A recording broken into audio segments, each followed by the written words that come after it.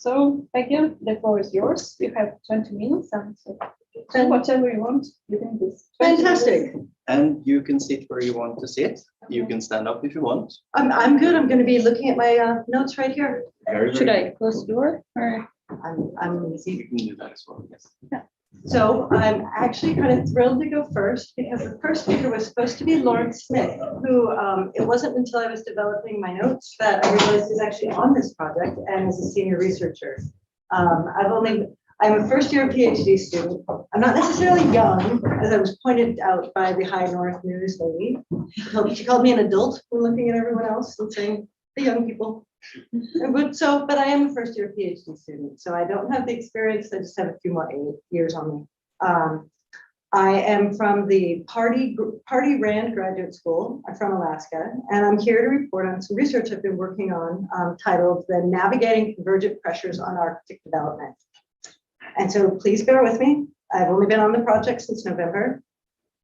We are a multidisciplinary research consortium with 13 principal investigators from 9 different institutions aiming to answer this question through the convergence of natural and social sciences.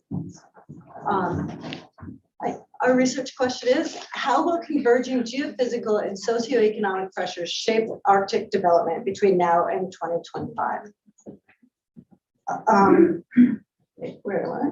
Alongside amplified climate change, changes in global markets, regional geopolitics, and community aspirations are motivating visions of new opportunities to develop natural resources and infrastructure in the region.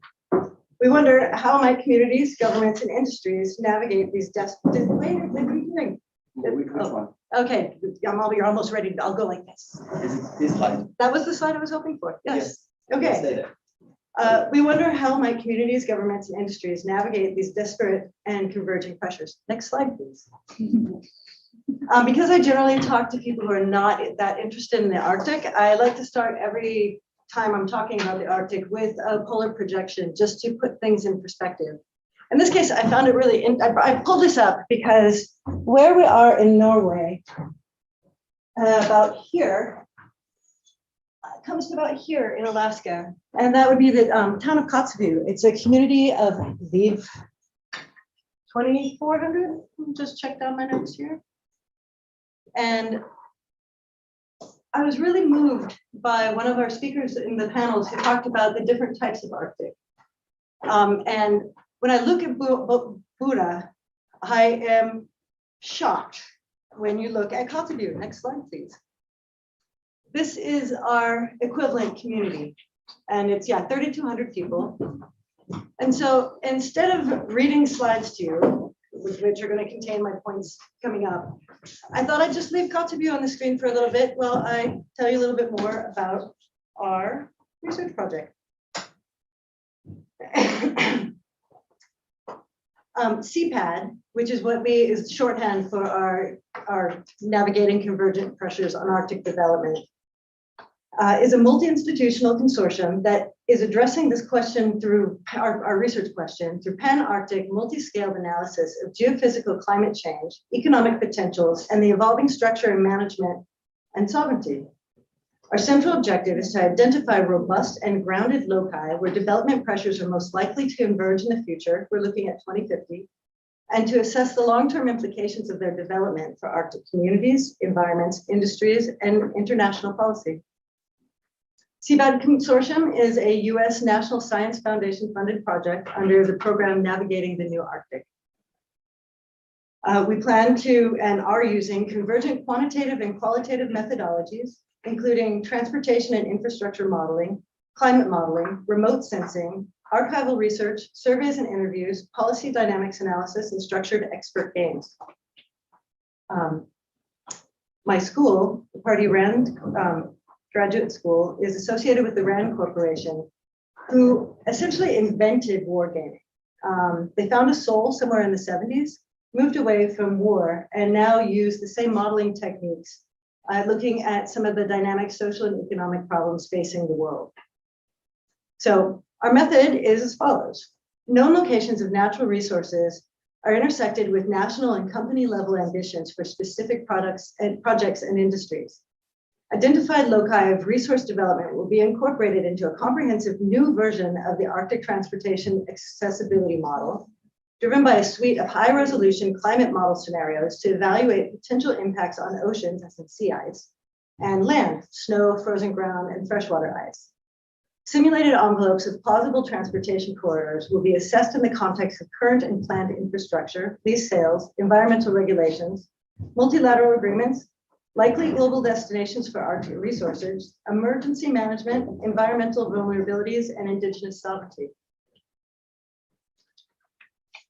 An independent, well, one of the cool things about this project is our independent research group, where it's an external academic, indigenous, and practitioner experts, it's a group of them, who ensure that our development of pan-Arctic generalizable findings are grounded in the real world experience, so that we don't just sort of get together on our own and start extrapolating ideas that just have no actual place in real world scenarios.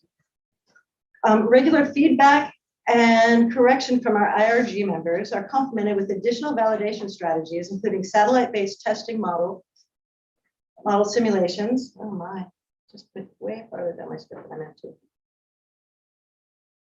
Give me just a moment, let's go back. Yeah, went way out of the way. Okay. Satellite-based testing model simulations, Delphi expert assessments, and a grounded case study in Kirkenes, Norway. In our final year, our CPAD will release a major assessment report identifying convergent geophysical and social pressures on Arctic development and their potential cascading impact on local communities, the environment, global commodity change, and international relations. The broader impacts are, first, workforce development is an important impact of this multi-institutional international consortium. The research team recognizes the importance of improving the diversity of scholars engaged in polar research. To that end, the team has recruited undergraduates, graduate students like me, postdoctoral fellows, as well as our IRG members, with both diversity and inclusion outcomes as key metrics for success. And I like that metric quite a bit. It's a fascinating project to work on. Secondly, stakeholder engagement is central to generating impactful research. The IRG is there to ensure that our research focus and findings remain relevant, timely, and realistic throughout the projects. Third, existing relationships with the Arctic Shipping Forum, Nord University Business School, and the Center for High North Logistics will help ensure international impact. Fourth, by the conclusion of the project, investigators from our 9 institutions will have pooled convergent expertise in geospatial analysis, climate modeling, infrastructure and logistics assessment, and financial analysis to assess Arctic development, potentially tempered by real-world constraints. Significant broader impact of this research will therefore be advancing a coordinated suite of quantitative and qualitative methodologies for this type of convergent approach to inquiry. And finally, to secure a wide dissemination of this research, all CPAD team members will contribute to writing the first Arctic research development assessment, synthesizing current knowledge, uncertainties, and likely future directions for Arctic development. We anticipate this publicly accessible report will support communities, governments, businesses, and industries seeking to navigate the new Arctic. Next slide, please. We are a 5-year project broken down into 4 work packages. I'll get into those in a little bit. And I believe we're in we're at about a year and a half. And this is what we've managed to do so far. We've established some loci of Arctic development. We've worked on some simulation of scenarios. That one's interesting. The trends and variability of the geophysical factors affect a lot of the human accessibility and safety. It also affect how the human systems move and what they prioritize inside of the region. Transportation accessibility. Yeah, and next slide. We've got a ton of great people on this project. The following slides are going to sort of break down how we broke the different parts of the project apart, with each of these people being a portion of one or more of our project parts. All right, next several slides. Okay, next slide. The loci of Arctic development with Abby Kingstad from RAND and Mia Bennett from the University of Washington have developed some criteria, at least our first first order of criteria for identifying plausible nodes of continued and new economic development. Next, please. Climate scenarios, headed by David Bailey with the U.S. National Center for Atmospheric Research and Tamlin Pavetsky from the University of North Carolina, are projecting into the future the trends and variability in the geophysical factors. And when you consider how quickly the Arctic is warming, this is a very complicated job. They spend a lot of time talking about very intensely mathematic climate models. Next slide, please.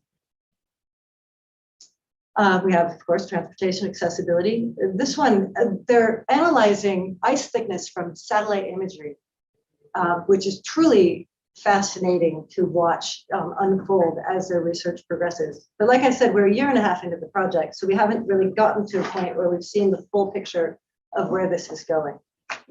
Next one. And our case study in Kirkenes, Norway, where some actors see the potential for the community to become a multimodal logistical hub for the Arctic. This includes a railway that connects Central Europe to Kirkenes, which is a likely port for the Northern Sea Route. Next slide, please. And then impact through integration. This is led by Amanda Lynch and the dreaded Laurence Smith, who I'm quite happy is not here to correct me, because I'm certain he would have a lot to say, but I hope he walks in right at the end and just sort of takes over. And she will be leading our final work product, the first Arctic Research Development Assessment. I think I forgot to start my timer, but it looks like it's 4:13 and we started at 4. So I'm going to end up cutting my slide short. I will note here, right about here, I realized I had too many slides. Okay, so, and then the conclusion to that little note in my notes here is I moved the final slide up. Can I see the next slide, please? Help us. Just by the nature of you being here at the High North Dialogue, I dub all of you Arctic experts. And when I left, as I was getting ready to come here, I spoke with the PI, the principal investigator who I work closest with, Abby Tingstad. I was like, is there anything I should do on behalf of the project there? She handed me this list of questions. There's 17 of them. She said, talk to people about this. Get the sense of the community who attends a dialogue like this on what they think the answers to these questions are. Any responses would be anonymous, but they would be very helpful in informing us on what people that aren't in our target range, where we're looking at who do we want as an expert. You guys are experts, and I would love it if you would be willing to take a look at this list. I'll email it to you. I have this pad right here if you'd like. I'm going to pass that around along with this if you don't mind. Either write your email down or take one. My email is at the bottom for returning it. You don't need to answer all 17 questions. I'd be delighted if you'd just look at it and see which ones you thought were interesting, and then maybe send me an email reply saying, I think the next Black Swan event in the Arctic could be this. It's a pretty fun exercise. The questions are meaningful and they will be incorporated into our data set of knowledge that we consider as we're trying to project into the future what this is going to look like. And that should bring me at right about 15 minutes. Yeah, 15 minutes. Do you have any questions? Thank you so much, Peggy. It's really impressive, the project that you're working with. It's of such a large scale. So the questions from the Hi. Hey, I'm so sorry I missed the beginning of the presentation. It sounds absolutely fascinating. I recently did my master's in GIS applied for interdisciplinary research purposes. So I'd really love to hear more about how you are exactly using geospatial data and analysis tools. Also, I wanted to speak about if you want to with the body. A UIT branch that's in Kirkenes. No, but I would really like to talk to you after this session is over. I'm so sorry, I'm just really And I have the website of our project on the list of questions there. So please take it, and you can learn what I took most of this information off of our website and with a little bit of extra from the documents that I have on our team site. But yes. just to say, because it's also we have a digital part. So for those asking questions, so just say it loudly. because the loudspeaker is there on the table. So if you speak loudly, it will be possible for everybody online also to hear us. To hear Yes. and participate. Okay, for the folks online, if you're interested in this project, you can use the Google term NNA space CPAD, and it will bring you to our Google site, our website, and you can learn more online. Yes, Very and it's yeah, very good and interesting, and maybe in high note dialogue one day we will see some results of your. Invite me back, and I'll bring the results of what we do over the next year. We've got exciting stuff on the horizon. That should be feel super. Okay, so thank you so much. Okay, my No, pleasure. we have actually time for one more question. Okay. Yeah, so what do you think will be the next black swan then for the Arctic? Well, you know, my prediction was that the Arctic Council would fail due to its lack of ability to enforce its regulations and its ideas. And so I apparently was, my black swan event has been used up. So I don't know, what do you think? Oh, I don't know.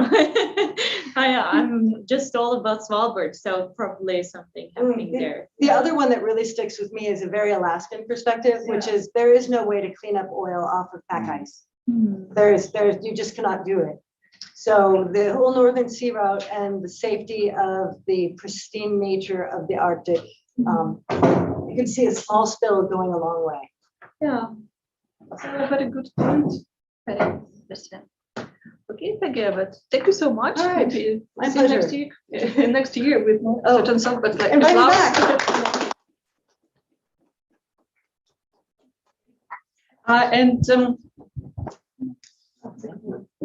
Okay, the next one should be Lillian, but they are a bit late with the antigen test. So then I invite the next speaker, Chloe Smith-Lopez, with the presentation of analysis of water, energy, and food security in Alaska. And because we also have a representative from Alaska, Olivia, so I will ask later about some comments of this work. So, Chloe, the floor is yours. And it's better for you. You can have my spot. On your side. If you want to stand, you can stand. Yes, you put the stand. But offset. Okay. Hey everyone, I'm Chloe, and this is my master's thesis research. I'm still in the process of writing it, so if you guys have any critiques, like feel free to tell me. But I'm doing an analysis of web security in Alaska. So, what is web security? So you go to that slide. It's based off of the Transforming the World, the 2030 Agenda for Sustainable Development, based off of the SDG goals of zero hunger, clean water and sanitation, and affordable and clean energy. So it's based off of those three main SDG goals. However, it was repeatedly criticized after this agenda in 2015 that there was a silo approach done with the SDGs, that each country was only focusing on a singular sustainable development goal and not considering that many of these goals affect each other. For example, if you want to grow more food, that requires more water and it potentially is polluting areas. So, but the problem with any like water, energy, food security, you also hear few for food, energy, and water. Again, there's no agreed upon way of the acronym, and there's no agreed upon approach to this type of analysis. There's about, when I had to do a prior research to my thesis, I found over 30 different analysis methods for this. So it's a very different, each researcher takes their own approach to how to calculate it. But there's been mainly a focus on doing it on a national level.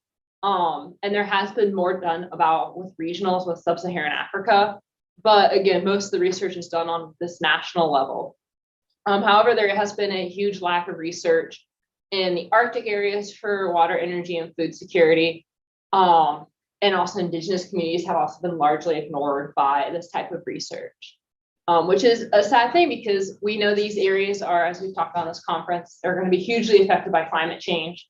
And it was actually one of the areas that the UN and other different organizations have pointed out that need to especially be considering sustainable development. So our study area, the next slide, is Alaska. It has 5 regions. The far north, which is actually the only part that's technically in the Arctic, the interior, southwest, south central, and southeast. There's 3 distinct climate zones. The Arctic zone, this interior zone, and then a southern like boreal type of zone. Largely that's where most of the people live in the Arctic, in Alaska, sorry, is in this southern part. It's not densely populated. There's about 1.2 people per square mile in Alaska. And about 60% identify as white, with about 22% identifying as Alaska Native or American Indian. As you can see on the top map, the purple is for Alaska Native and American Indian. And then the orange color is for white. And as I said, most of the people in Alaska live in either Anchorage, Juneau, or Fairbanks, which as you can see are all in the southern part. So the north is largely not populated, same with the Aleutian Islands, which is the part that swings out. So the next slide. But Alaska does have, we already know it does have a weapons security problem. 13% of the population is considered food insecure, and the rural and indigenous communities often suffer at even higher rates. In 2014, the representatives for Alaska pointed out that they have one of the highest instances of energy insecurity, and rural Alaskans have only about 28.5% of the minimum quantity of water needed, according to the World Health Organization, and have only 1.9% of the average liters of water per person per day that the rest of the United States has, which is part of this whole project, is looking at the United States has a very high water, energy, and food security, yet Alaska is very much lagging behind the rest of the United States. So in the next slide. The research goals was to calculate the WEF Nexus Index score for the state of Alaska and each of its 5 regions, then try and examine the factors that contribute to this interregional variability, identify and analyze those factors, and then offer policy recommendations. So I'm still in like 1 and 2 right now with my thesis research because of COVID has severely delayed a lot of it. So in the next slide. What is the WEF Nexus Index? So this was done by Simpson et al. In 2019 and in 2020, where they developed a UN-approved way of analyzing water, energy, and food security. And they picked out 21 indicators selected from an 87 indicator list that were globally available, and they ranked 170 countries on a scale of 0 to 100. And they have their 3 pillars, water, energy, and food. And then they subdivided each of those pillars into 2 equally weighted sub-pillars, access and availability. And that's a copy of their site. If you want to check it out, it's called the wefnexusindex.org. So on the next slide, this is to better show you exactly how they're calculating each of these scores out. As you can see, there's not an even amount of indicators per pillar, which causes that each of them has a different weighting, but it all ends up essentially that none of them are prioritized over the other, which is why there's separate weightings for each indicator, so it can balance out the fact that there's not an even number under each. So this is basically how we find data for each of these points, and they have a tool that then will give you an overall score. So on the next slide. You can see.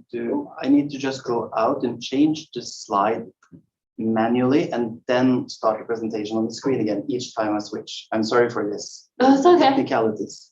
That's all. No, so this is to give you an example of like how this all calculated out looks like. This is what the United States' WEF Nexus Index score. As you can see, it's ranked 11 in the world, and it has a score of 72.7. Each of the pillars gets its own score. So you get a score for availability, a score for the access, and then an overall score for each of the pillars and how it's ranked in the world. So this is what we were comparing Alaska to, is what the overall US score is. But as we know from prior research, Alaska's not hitting those numbers at all. So that was the entire purpose of the project. And then also the other researchers, as part of the larger project, we're doing Northern Canada. was comparing Northern Canada to Canada's score, which Canada, I think, is ranked number 4 in the world. So on the next slide. And we're going to the next one. Good. I'm sorry, I did too many slides, apparently. It's very interesting. So this is the more like math-based about how this methodology works. It is essentially an arithmetic mean used to calculate the scores. So it's supposed to be that this methodology is to make it easier for the layperson to calculate the score and understand what the score means. So it's not supposed to be as math intensive as some of the other, like an SEN model or Trivna. So it's supposed to be much more, you find the data, you plug it into the tool tells you what the score is. So you're able to go to policymakers with a very easy to understand number. And as you can see, each of the indicators have different weights to account for the fact that like energy availability only has 2 indicators and some of the other indicators have 4. I mean, some of the other pillars have 4 indicators. So the next slide. Yes, very good. So one of the biggest issues we had problems with was data collection. We weren't able to do any field work because of COVID-19. So we had to rely on publicly available data, which caused its own issues, especially with the case of that it was very hard to find regionally available data. The model requires you have at least 65% coverage of your indicators. We were able to hit that with all of the indicators, as you can see in the chart. However, 3 indicators had to be completely thrown out. For example, one was childhood stunting. The United States does not report that number, so it's essentially impossible to find that number for Alaska or for any of its regions because the United States considers that it doesn't have any children who've been stunted. Another indicator that was thrown out was precipitation, due to the fact that it was hard to calculate an accurate score for Alaska based off of the data given by the Alaskan state government. We had to do some substitutions of the data that followed the larger research project, like for example, substituting in some of the wasting scores with food insecurity. So that's another big issue with our age of the data is the overall UN project only got data from 2019. We had to broaden ours, but Alaska had a 5-year time span of basically from 2021 to 2016. And then for the regions, we had to go even further out to 2011 to 2021 to try and get enough coverage of the data, which of course comes with its own issues of how you interpret scores, that the regions have a much wider variety in both data and maybe not so much accuracy, but we're having to use a lot more substitutions and a lot more older data that's maybe not as accurate as our overall Alaska score. So on the next slide.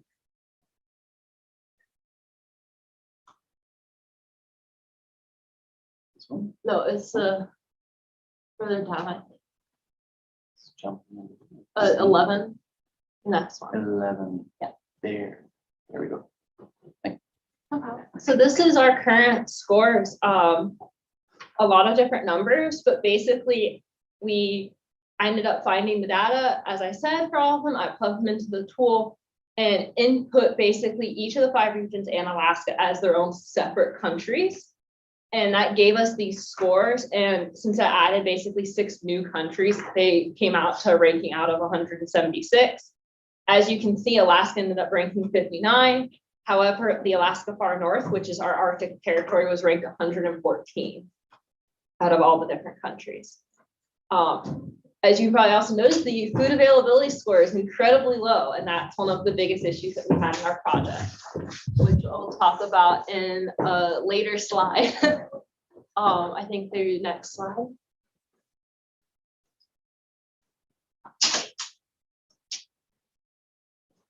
And this is what the US versus Alaska, the actual scores look like in comparison, which were pretty much what we were expecting, largely except for the food sub-index score, which was, we ran into a lot of issues dealing with suitability of the Web Nexus tool for the Arctic for food.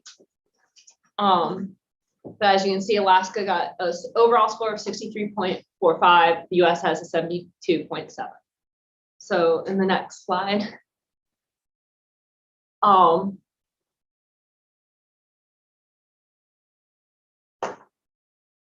These are our our big thing was finding out that Alaska was ranked 59, which we felt was fairly respectable for considering, especially compared to when they did Northern Canada.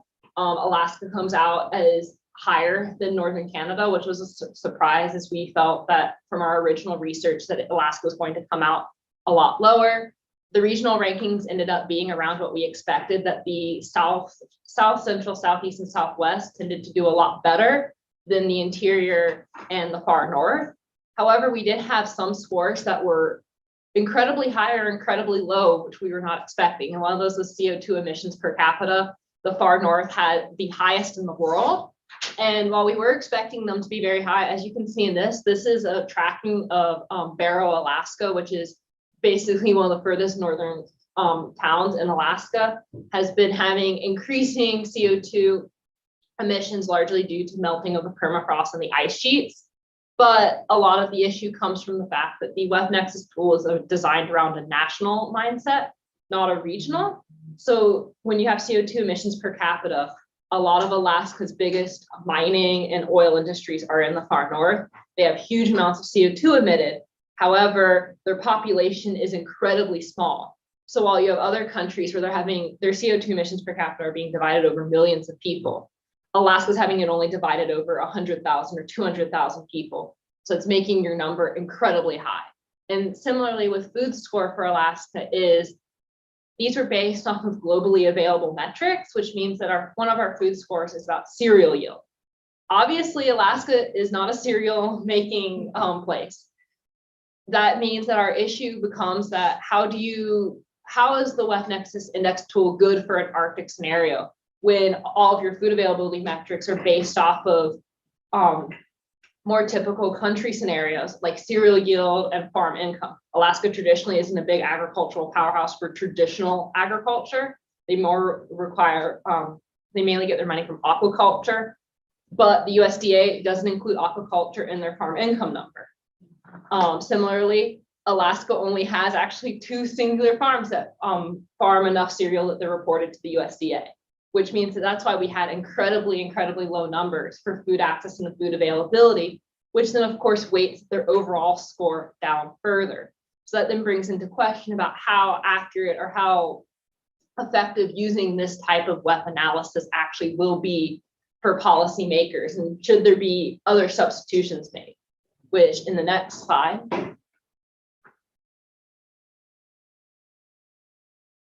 that was one of our biggest issues was, should we try and figure out if there's Arctic indicators that we could use? Are there other different substitutions we could make?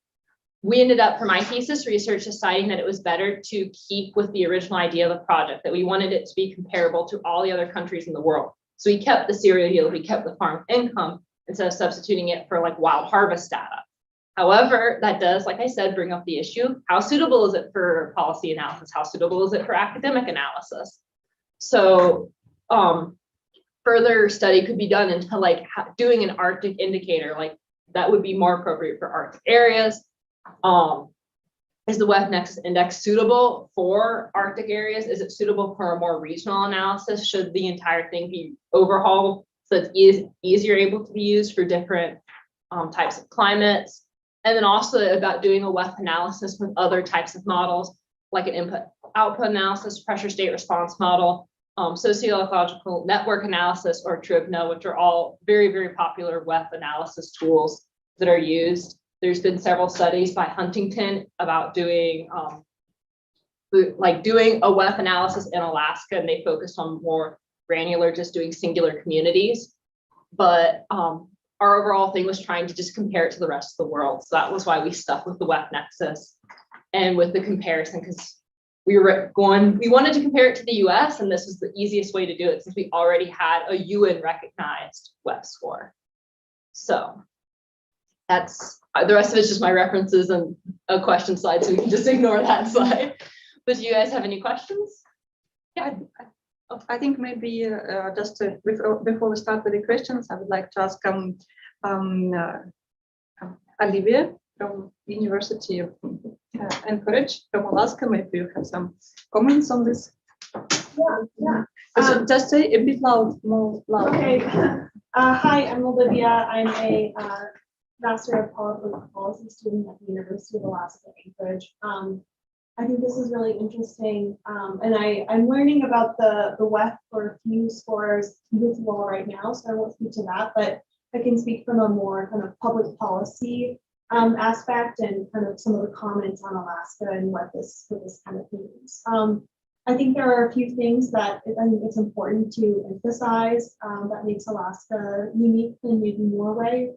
From what I'm learning here is just really how rural the Arctic is in Alaska and how the system is kind of set up to be multiple microgrids that are not connected at all. And in fact, the way that you get to most of these communities that Chloe's referencing are through flights, commercial or charter flights, or maybe in the summer you can go in the river when it's sunset. So they're really difficult to access, and that makes the prices of things there or the ability to even get items to these communities really expensive. It also impacts the energy, which is what I study, and makes it so that there's no way to kind of connect the different grids, and they're all powered with diesel generators, and electricity is very expensive. I think I'd also like to emphasize kind of how climate change is impacting some of these communities, and even how these scores are both in the good and the bad ways. Farming has been in Alaska has been largely influenced by economics. There was some farming earlier. We used to have a dairy farm that would supply the entire state, but eventually it became more economic to import all our dairy from Nebraska, I guess, rather than to produce it locally. And now kind of a lot of the farming has shifted from providing kind of these food staples to, we have a lot of peony farms and floral farms and things like that aren't necessarily things that you could eat, but they provide some economic benefit. I think climate change is also impacting some of these rural communities, especially because it's very popular to have Arctic cellars where people dig holes in the permafrost, and that's where they store their food and their meat. And as the permafrost is melting, those cellars are no longer being used as much, and people are having to rely on refrigeration in order to maintain kind of a subsistence lifestyle where they harvest most of their food in the summer. And as I was mentioning earlier, the prices of electricity and refrigeration is very expensive, and it becomes kind of a cycle where it's expensive. But those are just some of my Alaska comments, but I think this is really interesting and very important work to kind of move this forward. I totally agree.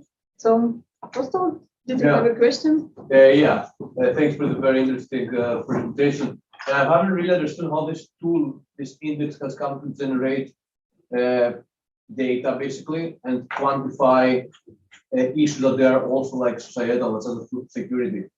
And then I'm thinking that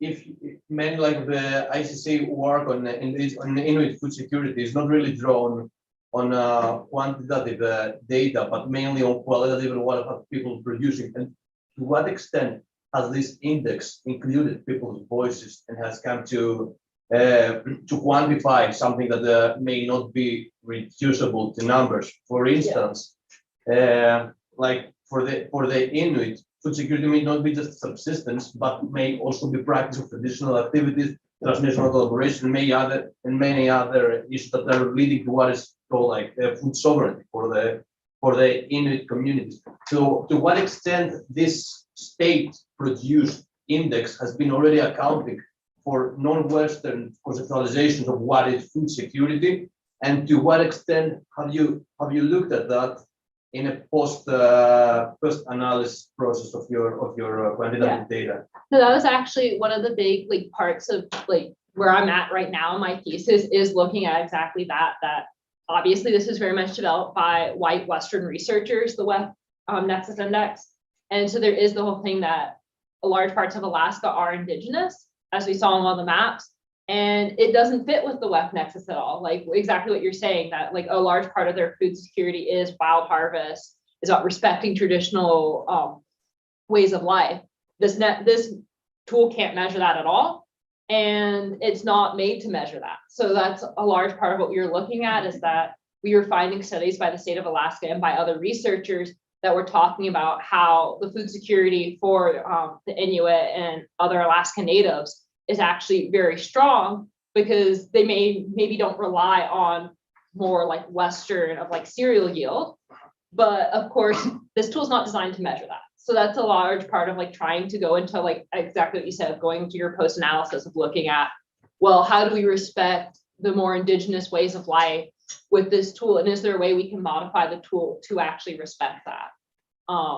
Like right now, I'm working right on that. So I'm glad that someone else is bringing that up because that was a large fight I was having.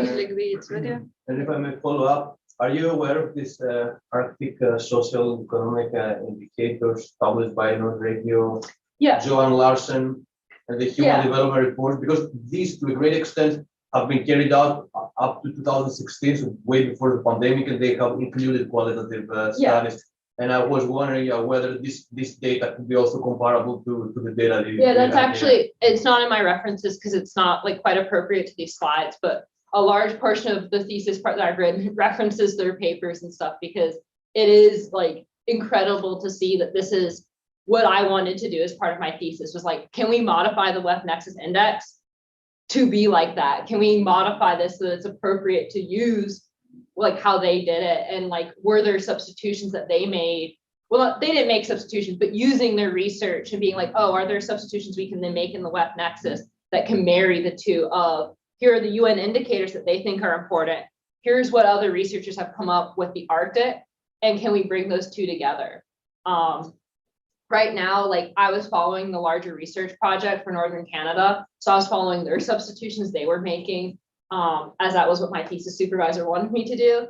But a large part of my, again, like my post analysis is like asking, well, can we substitute in, like instead of cereal yield, can we just do pure wild harvest data? Can we look at, different stuff about what the indigenous people say with their stuff? So yeah. Yes, I think it's a very fascinating. very interesting discussion. So, Lisa, we have time for one more question. Yeah, thank you so much, Chloe, for the really interesting presentation. So we talked a bit about how like global indices like the WEF index can be, I guess, geographically blind or reductive. And like this one is excluded for the Arctic. So like, I was just writing, I'm personally always very interested in the place-specific complications of climate change. Similarly, like Lillian touched on, like the ice color is super interesting to learn about. So I'm unfortunately not very familiar with the Alaskan environment. I'd love to hear a little bit more about that, and how like climate change threatens food security, but also how does it undermine then efforts to improve food security? So I was like thinking like, in areas where food may be delivered by trucks, like through like annually rebuild ice roads, you could like in theory increase public transport delivery systems on those roads. It's like a potential solution, but of course then climate change, those roads are melting. So is that something that you're considering in the policy solution stage? That you're talking about in the work part? That's actually a large part of what we were looking at, was the fact that Alaska's growing season is about like 80 to 130 days, I think, which basically means they can only do one planting. However, with climate change, their growing season actually has grown even longer. So there's been discussions about, well, potentially climate change will extend this, so now we can have 2 planting seasons, which you may not be as great as like other areas, like, the American Midwest, that can have 3 or 4 plantings. But there is this big thing of like, oh, well, maybe climate change isn't all that bad in the Alaskan government, because, we're getting, our permafrost is melting, which means we can farm more stuff. But that also then means that we're having issues with that, like Olivia was saying, that, in the far north, this then messes with their traditional ways of life. Large, like caribou herds are dying. Their traditional like cultivating practices are dying off because the land can't support it anymore. So there is the issue. And then also Alaska is a lot more isolated than Northern Canada is. So there is the issue that there's not large air. Lots of these, like Olivia was saying, the way to reach these communities is by flying out to them. And then climate change then brings, well, to bring food to them, we have to fly out their food. We have to fly out all this stuff. And these communities can no longer support themselves with their traditional ways of life. So that means we need to have even more flights coming out to them to support them. So it becomes kind of this, the Alaskan government can sometimes be a little bit focused too much on the good of, oh, well, our growing season is going to be longer and we're going to have like better weather to attract potentially people moving in. However, that then ignores the fact that these northern communities are now being almost doubly impacted. They have to pay more at the grocery store for the foods because they're having to just buy more because they can't, they can't do their traditional like, oh, we're gonna go hunt caribou, we're going to put it into our ice cellars. The ice cellars don't exist. The permafrost is melted. The herds are a lot smaller than they used to be.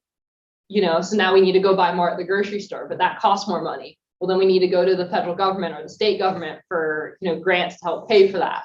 So it becomes kind of this whole like, which one's going to win out? I mean, personally, looking at all the research, I think the negatives are going to win out, which I think pretty much everyone here can agree that climate change isn't going to bring us any good stuff. Thank you so much, Chloe. That is very interesting, and I see like lots of passion and interest and knowledge and competence in the room. So maybe it's like time to move on. Thank you so much, by the way.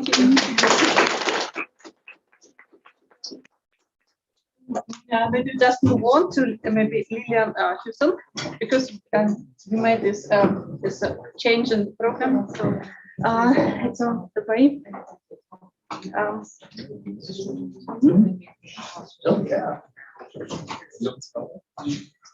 Yeah.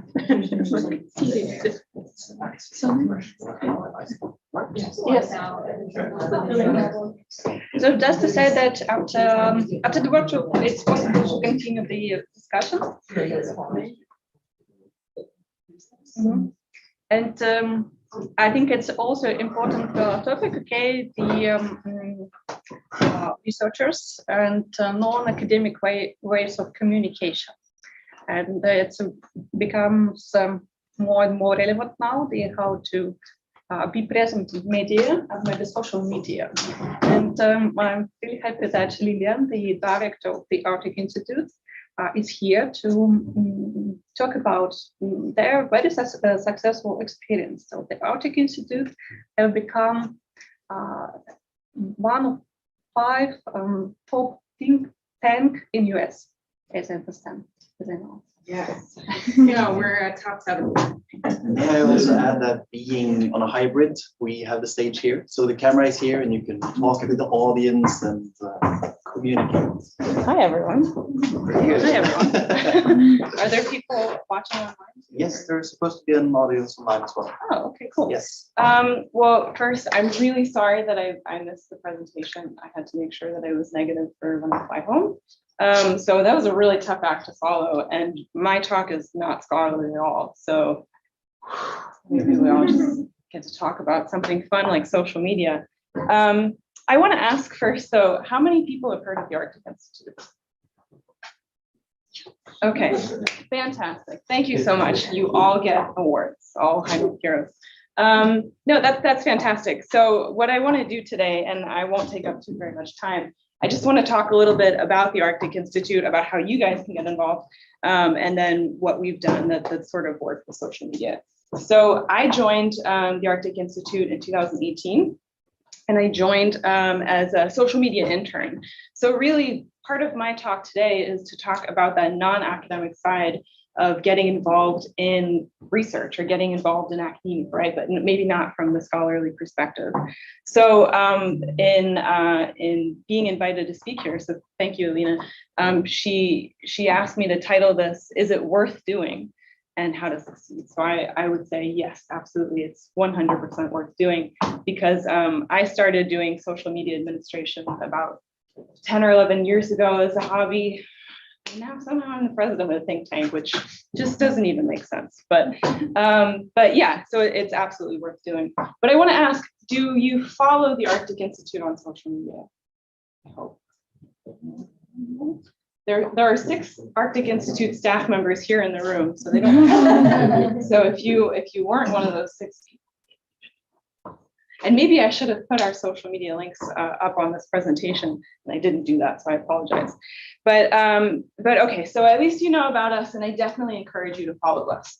So we are a think tank that was founded in 2011 by Malte Humpert, who basically had an idea. So he had emerged from grad school, I think at Georgetown University, and he noticed that the Arctic wasn't really being covered from social science perspective in think tanks in the United States. So what began as an idea turned into a blog, and then from a blog we became a registered think tank in 2015, I believe it was. We incorporated as a 501c3 nonprofit, and we've been uphill ever since.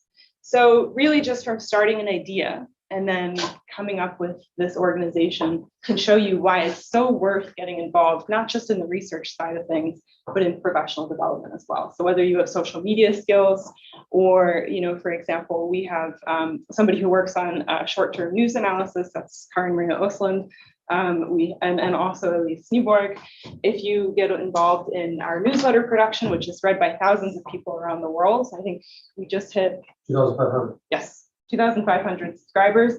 So that's our editor-in-chief newsletter, I guess, Apostolus. And then Trim also works on that as well, right? So these are people who are getting their PhDs or they've just finished their master's degrees, but they're involved in this other sort of track, which is, about a passion for distributing Arctic news and research. So is it worth doing? Absolutely, I guess.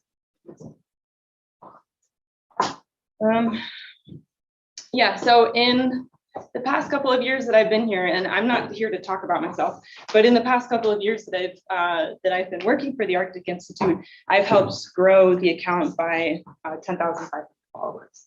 So what does that mean? In terms of what that means for you, it means that you have a platform. So the Arctic Institute, in being founded by early career scholars, really looks to find that content that is written by the very people who are here in this room. So we are founded as a think tank for circumpolar security studies, which means that you could be like me, where you're working on issues of military strategy, or you could be working on the EU, as my colleague Andreas, the host of this entire thing, sort of focuses on. You can look at institutions, we could look at food insecurity, right? So any aspect of security that you can think of in the circumpolar region, that's what we focus on. And so while we have a staff of about, I think, 40 people, and they produce a lot of research, we also solicit content from people outside of our organization. So I really encourage you, if you're interested, and it sounds like you work on the type of research that we do, which is really broadly security studies, please by all means submit to us, because what we can do is we can publish it to tens of thousands of people around the world. So Twitter is definitely our biggest following. So we have, I think right now it's about 19.2 thousand, but between social media, between our newsletter, and then between our website, we're reaching tens of thousands of people, which can be really intimidating if you're, an early career scholar, because it means a lot of people are going to see your work. But that's what we're here for. We want to be able to support you. So I guess next slide. Really, I think instead of me just talking too much, there was like some special effect on that slide, I guess. It's not supposed to be blurry. Can you go to the next one? Yes. Yeah, and then the next one after that. And then next one. So I want to ask you actually, do any of you have a professional account that you use to disseminate your research already, or that you like interact with academics or that kind of thing on any of these platforms? No? I myself don't, right? So it's okay. Like I'm coming to you here talking about social media, and I don't have my own personal account. I really recommend that if you're interested in communicating with other people, that you get involved in social media, right? Because we have a huge network and people are constantly trading ideas. I see there's like a hashtag academic Twitter. People are getting involved there. Lots of people work, especially in the circumpolar field, and they're crossing disciplines too, right? So it's really like a multidisciplinary community. So I definitely recommend that you join, because that's a really great place to start. But then also we can help amplify that sort of information for you. But the Arctic Institute has a Facebook, a Twitter, and Instagram, and a LinkedIn. So if you're interested in getting involved on social media in order to disseminate your work, you can do it according to any of these means, right? So LinkedIn is a fantastic resource, one that we've seen at the Arctic Institute that has really grown over the past couple of years quite exponentially, I'll add. So that's one way where you can really get involved sort of in the very standard sort of communication about academia, right? LinkedIn is a professional network by nature, and it's a great resource. But Twitter is definitely the one that I recommend. But Instagram as well, right? So when we think about Instagram, it's like a really passive, like you're just on your phone, you're scrolling, that kind of thing. But Instagram is actually a great place too. So what we do at the Arctic Institute, and I especially want to thank my two most recent interns who are now working on social media. They make our content or your content, if you're submitting to us, really visually appealing. So that way, you know, when somebody is just passively scrolling, they stop because they see something that looks really engaging and they want to learn more. So I recommend that as well. And then Facebook, I guess a lot of people are young here. And so like, apparently Gen Z doesn't really like using Facebook. I'm not part of Gen Z, so I can't comment on that. But Facebook is still a really great place to get involved too. So whether you're doing it in a personal capacity or you're working again with the Arctic Institute, it's another type of place, and certainly one of, you know, the most visible in terms of social media more broadly. Okay, so when I was thinking about giving this talk, I wasn't sure if I should be, you know, catering to people who are already involved, you know, in some kind of professional capacity to disseminate social media research, right? Because, you know, talking with the High North Center or something, or maybe somebody else. So this is sort of geared more toward people who are already in the field, but you can still use this as a resource yourself. These are some of the guidelines that I follow. So if you do plan on joining, especially Twitter, knowing exactly who is part of your academic community is extremely helpful, right? So Arctic organizations like TIE or like the High North Center, looking at the High North Dialogue, the Arctic Circle Conference in Iceland, Arctic Frontiers, not to be like competitive since, you know, we're all here at a particular conference, but knowing those and knowing your non-governmental organizations that might be interested in your work. So whether it's the World Food Program or looking at the Barents Euro Council or research centers, maybe the Max Planck Institute or something, right? So knowing your community so that way you can engage with them while still promoting yourself. And understanding your audience is extremely important, right? Because we want to be mindful of the people that we are engaging with, but maybe also studying or producing research about. So you should know who your community is, because it's really important to make sure that you're mindful of the way that you present research. And again, academics, I mean, we're all academics here essentially, or maybe in policy or something to that effect in business. So getting connected with people. For example, I was just talking with Dr. Smith not an hour ago, and he said, oh, do you know who Mia Bennett is? Well, I know who she is because of Twitter, right? So she heads cryopolitics, if any of you see that on Twitter. So knowing who those academics are, because when you make those connections, you can really tap into them and help promote research. A journalist as well, this is something more specific to the Arctic Institute, because we field media requests, especially in the past month. You know, we field maybe like a dozen every 2 weeks or something like that. But yeah, so you want to know who's writing about Arctic content or about food insecurity, you know, Indigenous health, those kinds of things. And then I think the rest sort of speak for themselves. Yeah, okay, so social media is more than what you post. And then according to the different, you know, social media outlets, you want to think about how you can maximize whatever that is. So if we're producing content on one particular article for the Arctic Institute, making sure that that is maximized across LinkedIn and it's the most compelling that it can be on Instagram and most communicative on Twitter is really important.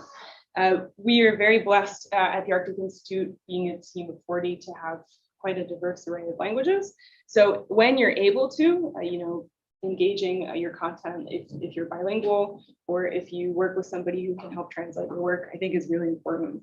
And we have a tendency to focus on promoting content in the English language. But one of the things that we want to start doing at the Arctic Institute, one of my colleagues who is Belgian, he wants to promote non-English research, right? Because that should be just as important, if not more, than working in English alone.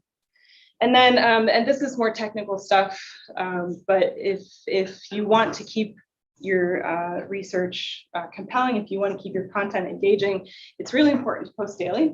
So if you are following the Arctic Institute, then you'll see that we post quite often.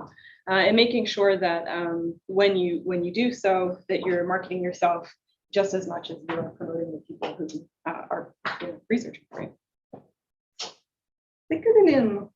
Interesting. I don't have any professional account, but maybe after this presentation, I think I will. Yeah, I me too. get to And know then the Arctic Institute can be your first hour. Of course. Okay, we have time for one question. Cool.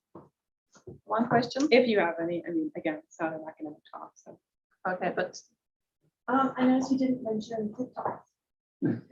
Yes, again, so I was born in 1980 and I don't know what TikTok is.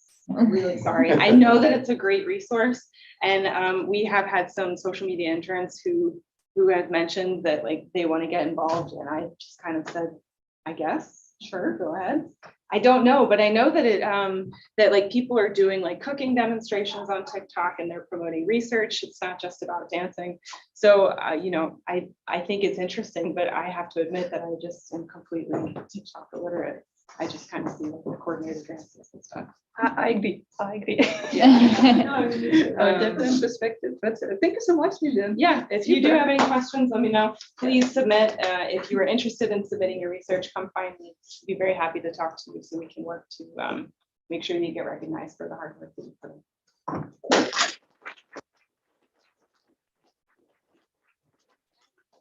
Yes, one of very good characteristics of the kind of dialogue and especially our research workshop is the opportunity for researchers on the early stage to be able to connect with very established and recognized researchers.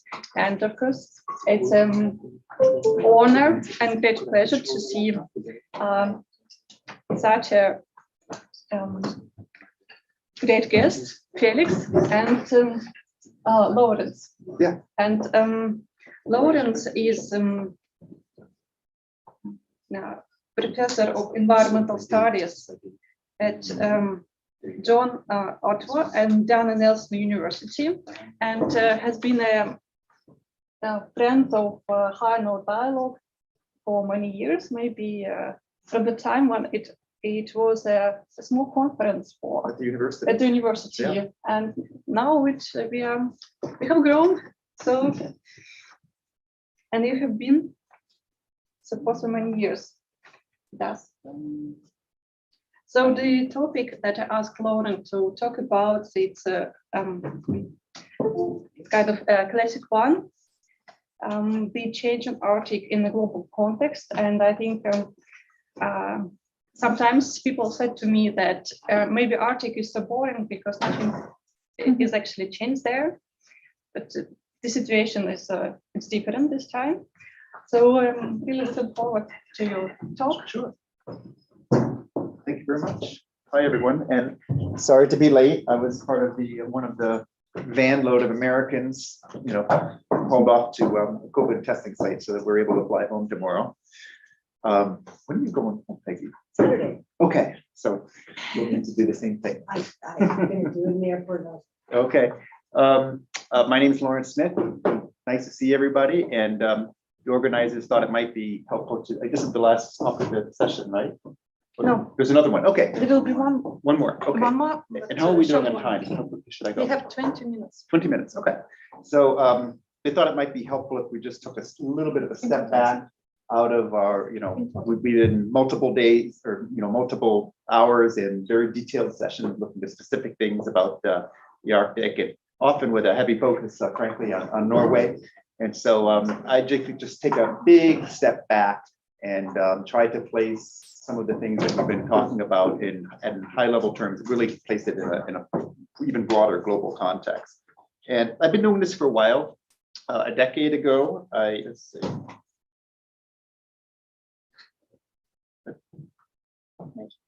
Any advice here?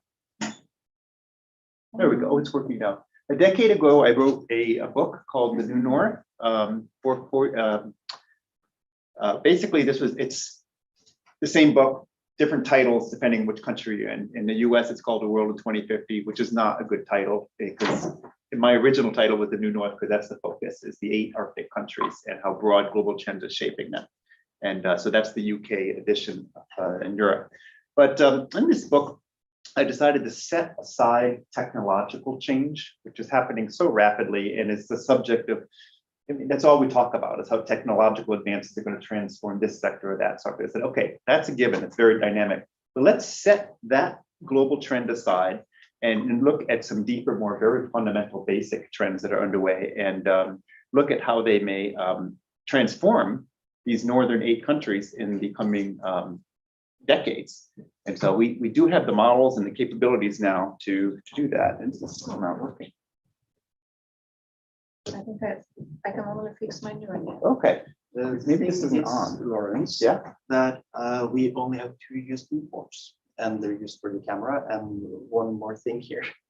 Oh. So that's why, That's why it's not working. yes, and Okay. this one is gone. Okay, we can do a manual advance. That's fine. Yes, please.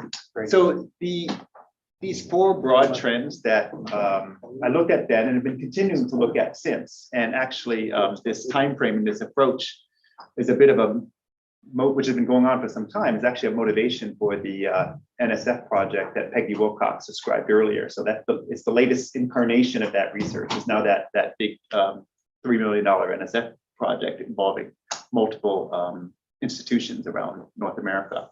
And those 4 trends, which are global, are climate change, demand for natural resources, globalization, and demographics. And of these 4, 3 are kind of locked in. The question is, to what extent? But certainly for the next 10, 20, 30 years, some of these are very locked in. But the big question mark, which can stop on a dime, as we're already seeing, of course, is globalization. And so just in turn, if you could advance the slide, please. Just looking at climate change, I'd like to just remind everyone that the geography of climate change is highly uneven around the planet. It is extremely amplified in the Arctic region, with a global mean pace of mean temperature increase of 2 to 3 times the global mean average, depending on where you are. And we see this geographical pattern again and again and again in climate model simulations. There's 2 versions of them here. And these are ensemble averages run over many iterations. I mean, it's a very robust pattern. And we understand the geophysics of this very, very well. There are a number of feedbacks that are unique to the Arctic. In fact, they operate only in the Arctic, not the Antarctic. In particular, the albedo, the sea ice albedo feedback. When you remove that ice lid from the dark ocean, more incoming radiation is absorbed, it warms the ocean, it releases through the year, less is reflected back to space. And there are some others too, involving clouds and so forth. But it's a well-known phenomenon, well understood. And it works in both directions. When the world plunges into a cooling period during an ice age, the Arctic freezes like 2 to 3 times faster than the rest of the world. So it's a sensitive area. Next slide, please. And we are seeing all kinds of evidence. I don't need to persuade this room that climate change is real, or even you already know that one of the reasons so much attention has been brought to climate change globally is because of the manifestations of it in the Arctic, where they're very visible, very evident. And just from some of my own research, next slide, please. For example, I've been studying melting on top of the Greenland ice sheet, where these vast, believe it or not, superglacial river networks are forming on top of the ice. I'll just give you a sense of scale, how extensive these things are. If you could hit the next slide and then advance, we should get a video from the New York Times of our field work. This is Greenland. We're going into our expedition camp on top of the ice. There you can see me and my graduate students camped out in the tents in the melt zone. And these rivers, every single one of them, hundreds of them, networked on the ice sheet, all of them ending in a moulin sinkhole, going down under the ice. And from there, they tunnel out, where they are rapidly and efficiently draining out the ocean, making the Greenland ice sheet the single largest contributor of sea level rise due to ice melting at this moment in time. It's a highly efficient system. Next slide. And these things are big. Like that, here's a picture of one. There's some of my students up on top of the ice there. We're standing back from the edge, as you can well imagine. But this is a particularly large one, but they're ubiquitous in this area of Southwest Greenland. And we're now studying some smaller ones up in Northwest Greenland, one of the coldest places, which is now experiencing this type of melting. So it's real, it's happening, it's having immediate immediate physical changes on the Earth's surface, or in the northern high latitudes in particular. Next slide, please. Of course, the one we're all very familiar with is the dramatic shrinking and reduction in the extent late summer sea ice and also the thickness and the age of it. Not only is the extent declining, but the proportion of multi-year ice or first year ice to multi-year ice is growing. And we are looking at a future in the quite soon where multi-year ice will be, for all intents and purposes, extinct. And this has economic implications, benefits in the maritime sector. Next slide. And Peggy, did you talk about the ATEM model in your talk? I did, I mentioned it, but I've left the rest of it for you. Okay, so this is the early work. This work was actually led by Scott Stevenson. He's now at Rand Corporation. He's working with Peggy. This was his PhD dissertation where he worked on doing the conversion from climate model output, which generates variables of sea ice thickness and sea ice extent, which are not useful for ship captains and navigators. It's not directly, you can't directly input that output into a navigation, shipping, transportation model. But he did the translation necessary to couple climate model output with real world shipping models. And not only on the ocean, but also in a rudimentary form on land, where we see, it's simple. It treats the Earth as a water world where the whole, the land freezes up. But it's now being, made more advanced at Rand. But this model is capable of roughly looking at how different climatic futures will assess transportation access in the oceans and also on land, where we see declining transportation access. So this is the baseline simulation for two different categories of ship. The blue lines being ordinary vessels, and the red lines being what's called a polar class 6 vessel, which is an icebreaker, but it's kind of a fortified hull. This is the baseline simulation for the month of September of each year when the ice is at its maximum retreat. This is what I as a kid grew up with. This is the sort of the late 20th century to the early 21st century. Next slide. But if you spin the models out to the future, we see, quantitatively what you guys already know, which is that basically as a geophysical impediment, sea ice ceases to be an issue, particularly over the northern sea route. And even if a ship owner was willing to invest in polar class 6 vessels and had the gumption to sail over the North Pole, the point is, in terms of geophysical obstacles, the shortest Great Circle route actually becomes the fastest, which is directly over the North Pole. I'm not suggesting any shipper would ever do that. No insurance company would touch it. There's no economic reason to do it. This is not reality, but it highlights the. Felix is nodding. Maybe he'll do it. But with the recent changes to the status maybe of the Northern Sea route. It could happen. Well, one interesting thing about this work is it does open up routes north of the EEZ of Russia. So you could actually get out of their jurisdiction. But anyway, this is a geophysical exercise. It doesn't bring in the realities of the economics of shipping. But the point is the ice is going away and becomes more navigable, at least in the summer. Next slide, please. So that is a way in which global climate change is interacting with the Arctic. The second, of course, is natural resource demand. Next slide. Look, I love coming to this conference because I get so excited about hydrogen to ammonia conversions and wind, offshore wind that's going to be worked out well with the fishermen. And I just get so excited and so happy. And then I go back home to North America and you look around and it's like, let's just say the Nordic countries are a very special place. And Godspeed and keep doing it, and the world will follow one day. But in the near term, there's no, sadly, we're still hooked on fossil fuels for a while. Next slide, please. And if you just look at some of the EIA projections, I'm not saying this is necessarily the way it will go, but unless we get more serious and more aggressive about moving away from fossil fuels, this is the trend if we continue on the, behaving the way we are. And it doesn't matter if the price is low, the price is high. That's the difference between the blue and the red lines. It's not as big a difference as you might think in light of the growing demand from the developing world, from China, from sub-Saharan Africa. These are global forces that even though we're rapidly moving towards renewables at a great, pretty good pace, just the growth in demand as the rest of the developing world modernizes, it's just tremendous and it can't be trivialized. Next slide. And this similar graphs abound for minerals, for fish, these natural resources, which you all know are present in the Arctic. Next slide. And over a decade ago, one of the first publicly released assessments of oil and gas potential was released by the US Geological Survey. These are not the best assessments. The oil companies have better ones that are proprietary, but it was a useful first shot. And next slide. And what it showed is that there are large reserves of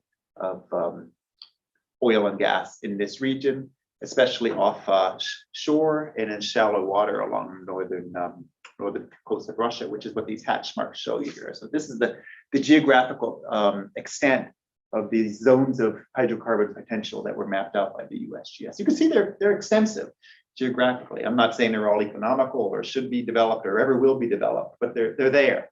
And when they're there, people are thinking about them, which is one reason, next slide, why the extension of offshore EEZs has been pursued with gusto by all of the Arctic nations, even with the cooperation of this.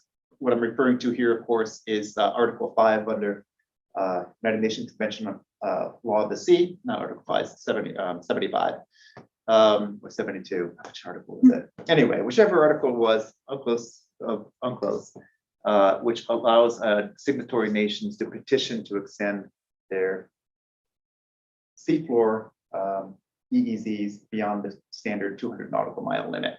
And this is done not through competition or military or planting flags, it's done through scientific mapping. Basically, to prove this claim, you have to demonstrate that geologically the offshore seafloor is a geological extension of a country's continental shelf. And it just so happens that the Arctic Ocean is quite shallow, and particularly on the Russian side. And it is a continental extension of that tectonic province. And so these claims have been moving forward through the UN process in a very peaceful way, for many years now. Next slide, please. But you don't even need to go offshore into these, ocean zones to know that under current scenarios and current trends, this northern area will be a big part of the world's energy market moving forward. And I've been to West Siberia 3 times, and in the south of that circle, I can tell you it's just like a splay of pipelines, mostly going west to Europe. But it's like Texas on steroids. And that development has now moved more north to the Yamal Peninsula. Next slide, please, where about 4 or 5 years ago, a new LNG terminal and refinery was set up there and is now using the Northern Sea route for these shipments. Next slide. Looking at this same sorts of maps from the North American side, just quickly advance. Thank you. Next slide. There we have the USGS assessments. Next slide are the either settled or pending EEZ extensions under UNCLOS. And next slide. But even in North America, you don't need to come up with offshore, rigs off the Mackenzie Delta, which isn't going to happen anytime soon, to know that there's these northern areas are just a big part of the energy portfolio moving forward, unless something changes dramatically. And here, of course, I'm talking about the oil sands or tar sands, depending on your point of view in northern Alberta. Next slide. So the point being that these resources are part of, not only are they a part of it, but their development is being driven by global forces and market demand for commodities. Next slide. Globalization. Okay. This has been a topic of great discussion in this conference, and I think it's worth reminding everyone, particularly young people, just how special and rare and relatively new this sphere of Arctic cooperation has been. I mean, traditionally during the Cold War, when I was a child, the Arctic was not an open place. It was a closed military space where US and Soviet subs chased each other around or under the ice, and where there are some great spy movies made about, spies doing stuff up there. But that really began to thaw, if you will, with a very famous speech by Mikhail Gorbachev in Murmansk in 1987, where he envisioned the Arctic as a place of peace and a place of cooperation. And then there's a whole series of important steps. I won't go through all of them here, but there's really been just great progress, including creation of the Arctic Council along the way. It's been a really remarkable growth of something very special in this part of the world. And that has been ongoing up until, a month ago. So next slide. So of course, this is the future of this is not assured. And the Arctic Council has paused its activities. We don't know. The point is, this is something that's very special. It is relatively new. It's not the way it has always been. It won't necessarily automatically go back to it. I think it's going to take work and lobbying and effort to remind people moving forward that, while it's probably unavoidable that global tension spill into this region, the region itself is not a contested space. It is not contested by people who seriously understand and know it. In fact, people who understand the Arctic in all eight countries are relatively few, right? And they tend to know each other, and they all are kind of on the same page, the actual Arctic experts within each of these countries. And so hopefully this can prevail in the future as time goes on and we see some resolution to this horrific crisis that we're in. Next. The last slide, very quickly, I know I'm running out of time, demographics. Next slide. Look, the world population is continuing to increase. It may, depending on what assumptions you make about fertility rates as non-Western cultures urbanize and modernize, it may start to decline, it may level off, it may continue to increase, but it's not going to increase at the rate it has been. It might even stabilize or could even fall. Much of that continued growth, though, is being driven by the developing world, not the developed world. Places like Japan, Germany, South Korea, they're having population crashes. Like, they're losing people, all right? And so if we're looking at these 8 northern countries that have Arctic territory and wondering how are they going to do demographically? Do they have the people to, support their own populations throughout the country, not to mention the Arctic, which is very difficult to populate, as we've been hearing about in this conference. So all of the countries are aging, in particular developed countries like Canada and the US, Norway for that matter. So what if we unpack these global totals, which come out of the UN population division model? Next slide. If you unpack it, we find, next slide, that actually, with the exception of Russia, the northern countries are doing surprisingly well for developed OECD countries. All of them have, out to 2050, are projected to have stable populations. And with a couple of them growing very fast, especially Canada. Canada, which on a percentage basis, this is percentages now, is one of the fastest growing countries in the world, right on par with India. Now, no, again, not in terms of raw numbers, right? We're talking about a country of 30-some million people versus 1.2 billion. But as far as the local development, the economy within Canada itself, this is a really big deal. And what explains this spread, the disparity between these countries? In 3 words, next slide, successful immigration policy. So Canada is extremely well, and the US for that matter, but especially Canada, is very concerted in its recruitment of global immigrants. And this, I love this picture. These 2 guys are preparing to call out a game of the Toronto Maple Leafs in Punjabi, which is now Canada's 4th most spoken language. And Canada and the US have a long history of this type of assimilation, the Nordic countries less so, and Russia is quite xenophobic. And that's a big reason for their population decline moving forward. Next slide. Returning to the Arctic, there is something unique that's worth mentioning. The populations are very, very small, of course, but in the North American Arctic, in particular, the demographics of Indigenous peoples is very strong. They're having a lot of children, much higher than the Canadian average or the US national average. So this will have a significant local impact on keeping Arctic populations going.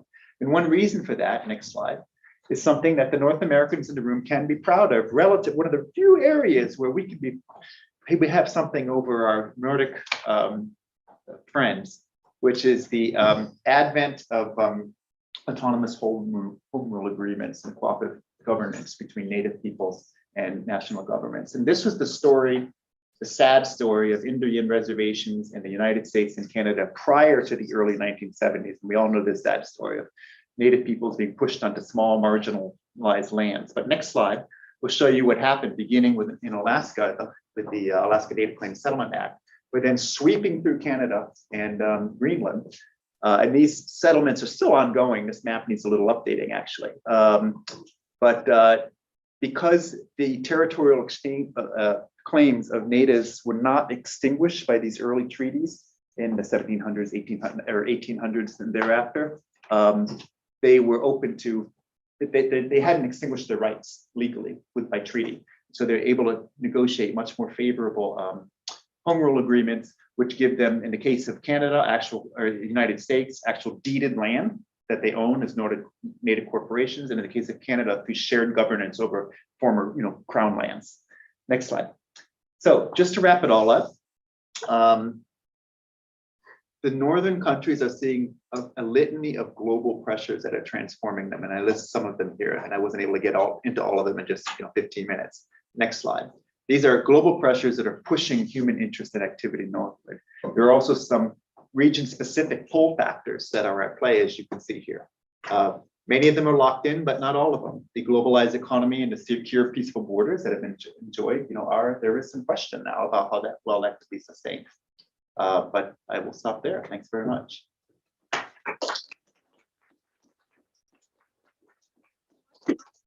Well, I really feel this room with very intense, concentrated knowledge. Yes, it's a special place. Thank you so much for coming here. And maybe just a message to our digital participants. So, sorry to say that in 2 minutes, the digital part is over, but we are here for one more very short but very interesting presentation of Sonia. Sonia, thank you, Laurence, again. The floor is yours. So Thank you. short presentation. Oh yeah, no, I'll keep it short. That was actually a perfect prelude. So I'll basically just be giving some economic supplemental information based on everything that you just said.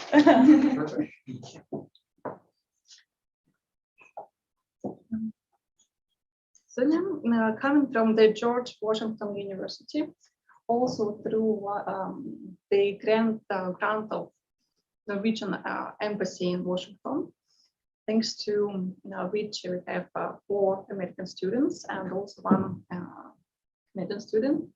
Also, hope we can continue with this initiative also next year. But Sonia. Yeah, thank you. And like I said, I'll keep it short, but basically the purpose of my research is centered around Arctic warming, which we know is destabilizing permafrost, and putting human infrastructure and surface infrastructure at risk with a little bit more than 1,000 settlements approximately in the Arctic and a range of 4 to 6 million people.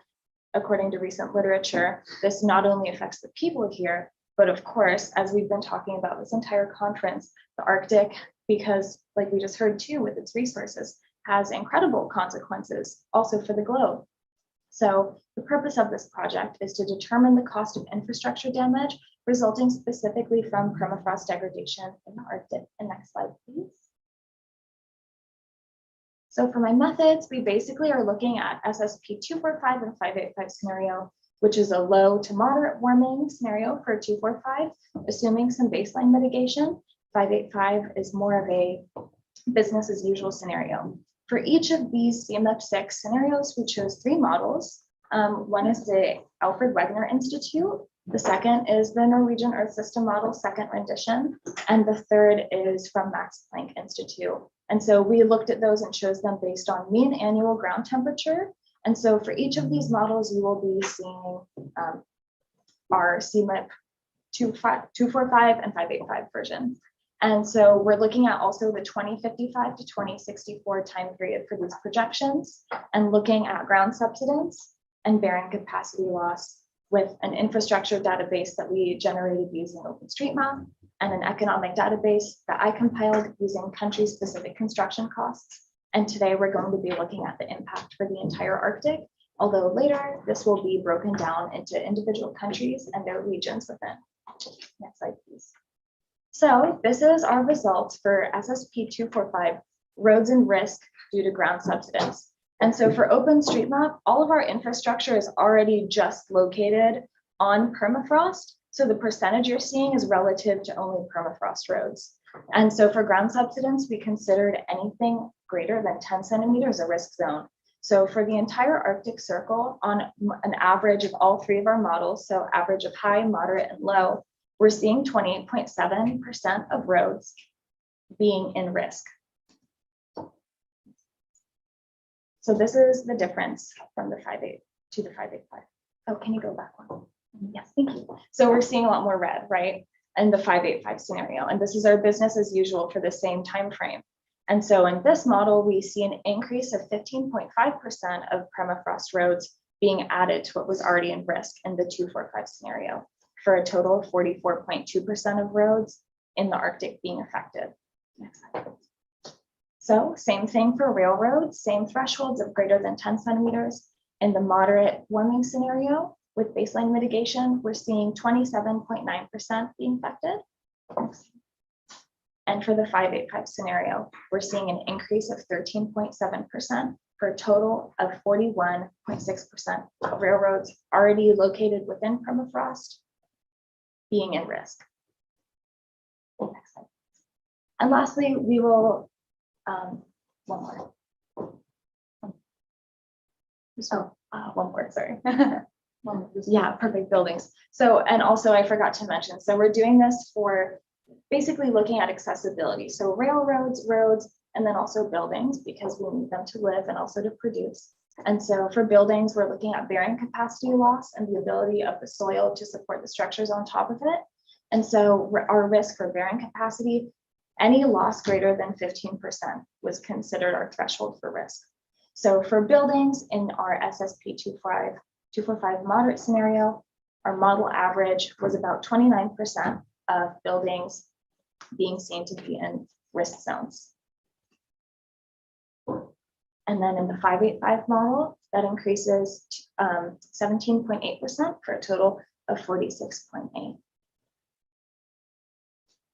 And so now associating this with cost.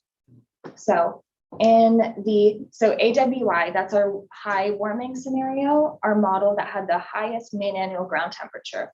And that we're seeing $337.5 billion US in damage. And that's the total of all Arctic countries for all infrastructure types. In the 5.85 business as usual scenario, there is an increase of 193.2 billion for a total of 530 billion. And in our Norwegian model, which was our moderate warming scenario, we see an initial cost of 377 billion, which increases by 206 for a total of 584 under a business as usual scenario. And what's interesting to note here is that the moderate warming scenario, mean annual ground temperature, is actually projecting us higher costs than the highest one. So I'll get to that in my conclusion slide, but that's just an interesting note for now. And then 245, we see 296 billion, which increases also by almost 200 to get us around 500 billion. So for our conclusions, as you can tell, as we went through, all models showed increase in risk percentage under a business as usual scenario. Of course, that's to be expected.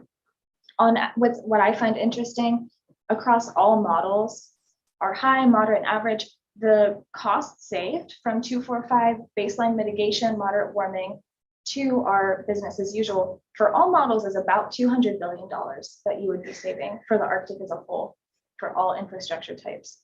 And so total cost for all infrastructure types by mid-century, that 2055 to 2064 time period, moderate warming, 340 billion, and then business as usual, 540 billion. And like I was just saying, the highest costs were not predicted under our highest warming scenario. And this means that even under moderate and low warming scenarios, we still need to be prioritizing mitigation, adaptation, awareness, like we were talking about transformation, persistence. So, and next slide. So for the next steps, like I mentioned at the beginning, we really want to specify this down to the country and regional level, which is what I'm working on right now. And of course, including airports, because that is a major factor in accessibility. And so that will be definitely included, just not this sudden presentation. And of course, then what we also want to do is connect this to our demographic information, because the most important thing is the impact on people. So thank you.